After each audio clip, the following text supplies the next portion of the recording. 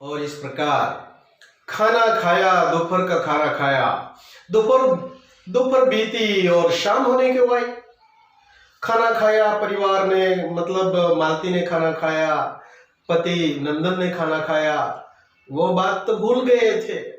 दोपहर बीत गई, शाम हो गई, फिर भी जब बिंदु न लौटा तो मालती के मन में अच्छा नहीं लगा।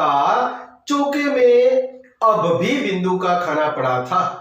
बस जैसे तैसे करके वो बिंदु को न देखने पर मालती बेचैन हो गई। अब भी उसके लिए जो खाना रखा था वैसा ही पड़ा है।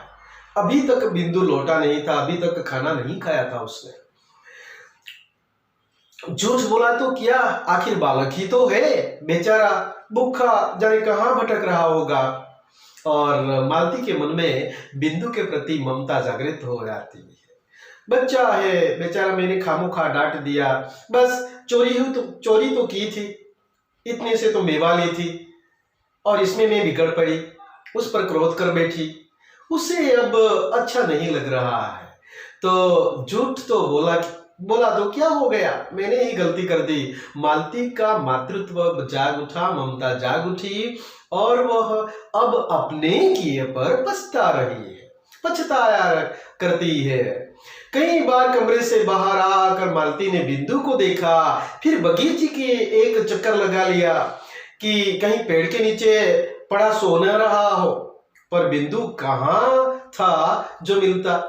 लेकिन बिंदु इधर उधर कहीं पर भी नहीं था। बगीचे में कहीं पेड़ के नीचे बैठा होगा, बैठे बैठे सो गया होगा, लेकिन बिंदु कहीं पर भी नहीं मिला और मालती की धड़कनें बढ़ती गई। मालती आकर पलंग पर पड़ गई और अपने को कोसने लगी कि जरा सी बात तो इतना तूल क्यों दिया। और फिर मालती को अच्छा नहीं लगा, छोटा बच्चा है, थोड़ी सी बात हो गई तो मैंने क्यों बढ़ावा दिया।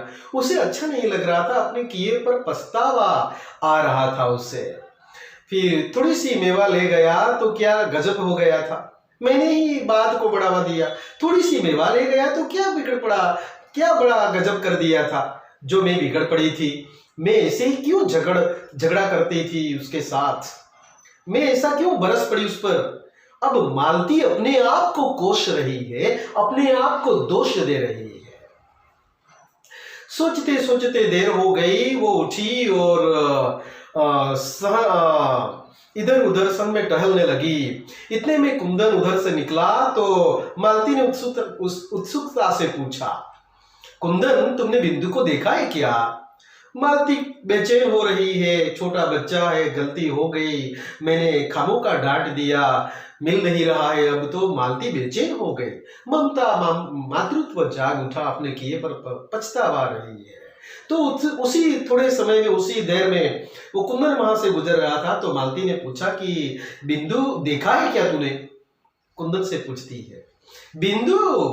कुंदन बोला, अरे वो तो नदी वाली कोठरी में पड़ा। अरे भाई वो तो कब का, सुबह से नदी वाली कोठरी में पड़ा है। मालती तत्काल पैरों में चप्पल डालकर बाहर हो गई और इतनी बात सुनते ही मालती तत्काल तुरंत पैरों में चप्पल डालकर तुरंत वो उसे लेने के लिए निकल पड़ी। सोचते सोचते बहुत ये देर हो चुकी थी। कुंदन निकला, कुंदन ने बताया कि वहां वो नदी वाली कोठरी में पड़ा है। तो तुरंत मालती ने चप्पल पहनी और वो तुरंत वहां उसे लेने के लिए चल पड़ी। मालती तत्काल पैरों में चप्पल पहनकर उसे लेने के लिए चल पड़ी। लौटी तो बिंदु उसके साथ था, और लौटी तो बिंदु उसके साथ था। बाह पकड़कर नंदन के कमरे में ले गई और बोली, देखो तुमने इसकी बात देखी, तुमने उसकी बात देखो, देखो ये आपका लाडला देखो क्या कर रहा है। बाहें पकड़कर ले आई और सीधे नंदन के कमरे में ले गई और कहती है, बाहें पकड़कर उसकी कहती है, देखो देखो ये कैसा क्या क्या कर रहा है, देखो अभी से बहुत ही तूफानी हो गया। अपने बेटे की तरह उसे कहती है, क्योंकि एक माँ है, वो समझ सकती है। तो बिंदु को लेकर वो आई और बाहें पकड़कर कहती है, कैसा हो गया है, देखो कितना जिद्दी हो गया है। और कहती है, नंदन के कमरे में जाकर कहती है, देखी तुमने इसकी बात? यहाँ से गया है, तब से वहां कोठरी में पड़ा है, और यहां से हमने डांटा तभी से चला गया, और वहां जाकर नदी वाली कोठरी में, पुरानी कोठरी में पड़ा था वो। देखो इसकी जिद क्या क्या कर रहा है। नंदन ने कहा, क्या रे वहां क्या कर रहा था? और नंदन ने पूछा उससे कि वहां क्या कर रहा था तू? बिंदु चुप, कुछ नहीं कह रहा। मैं पूछता हूं वहां क्या कर रहा था? फिर थोड़ी आवाज सख्त करके पूछा, मैं पूछता हूं क्या कर रहा था वहां? और बिंदु फिर भी चुप। अरे बोलता क्यों नहीं? मुंह में जबान नहीं है क्या? अरे बोलता क्यों नहीं? क्यों जवाब नहीं दे पा रहा? जबान नहीं है क्या? बिंदु की आंखें डबडबाई थी। बिंदु नाराज सा हो गया था, रोने जैसा हो गया था, आंखों में आंसू आ गए थे। बेचारा जवाब क्या देता? पराया तो पराया ही है, घर का नौकर तो नौकर ही है, लेकिन वह माँ बाप की तरह उसकी देखभाल करते थे। बिंदु छोटा लड़का है इसीलिए, और देखभाल इस प्रकार करते थे कि बिंदु की आंखें डबडबा आई, वो भी बेचारा रोने जैसा हो गया, कुछ जवाब नहीं दे पा रहा था। मालती ने कहा, इसका पागलपन देखो, सवेरे से कुछ नहीं खाया है और भूखा प्यासा वहां पड़ा है, चल खाना खा। और मालती ने फिर उसे खाना खाने के लिए कहा, और खाना दे, वहां पड़ा ही था उसका, उसके भाग का पड़ा, हिस्से का पड़ा था, और वो खाना खाने के लिए कहती है, चलो कब से तू भूखा है बेचारा, चलो खाना खा लो। नंदन ने कुछ कहने की जरूरत नहीं पड़ी, तो नंदन कुछ कहने से पहले ही वो उसे चौके में ले गई और स्वयं परसकर उसे खिलाने लगी। बोली, पेट भरकर खा लेना, भूखा मत रहना।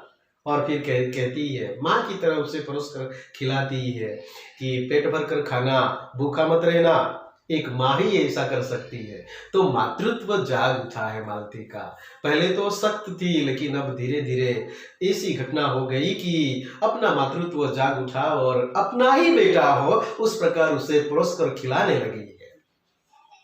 नंदन ने पत्नी की बात सुनी और एक प्रसन्नता भरी मुस्कुराहट उसके चेहरे पर दौड़ गई।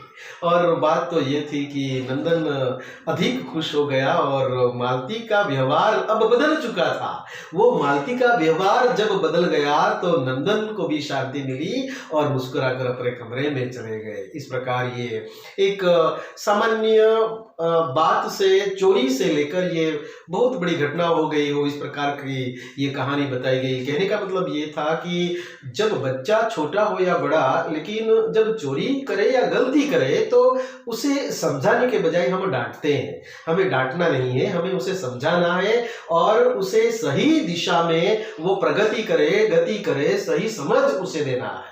इसीलिए याद रहे, हमें किसी भी प्रकार, किसी भी छोटे से छोटे बच्चे से लेकर बड़े बच्चों तक, या तो छोटी सी छोटी गलती से लेकर बड़ी गलती भी करे तो उसे थोड़ा समझाना है और सही मार्गदर्शन करना है। उसे उस पर उबल नहीं पड़ना है, टूट नहीं पड़ना है। इस प्रकार ये कहानी यहाँ ये बहुत ही बढ़िया एक मनोविज्ञान के तौर पर लिखी गई है। यशपाल जैन ने बहुत बढ़िया बात यहाँ बता दी, बहुत बड़ी बात बता दी।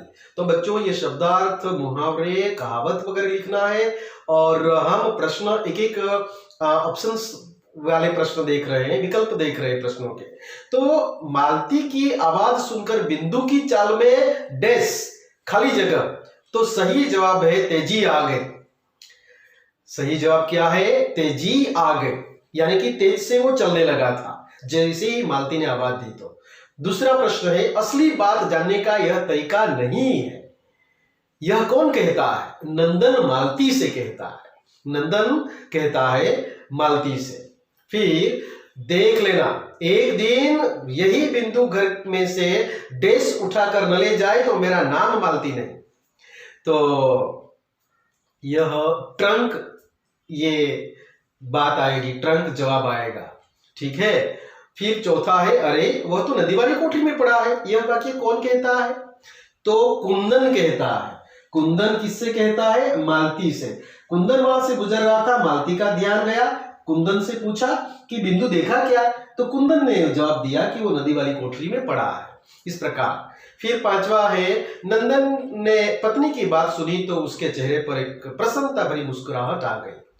प्रसन्नता भरी मुस्कुराहट आ गई, ये सही जवाब होगा ब। इस प्रकार आपके यहाँ वैकल्पिक प्रश्न भी समाप्त होते हैं।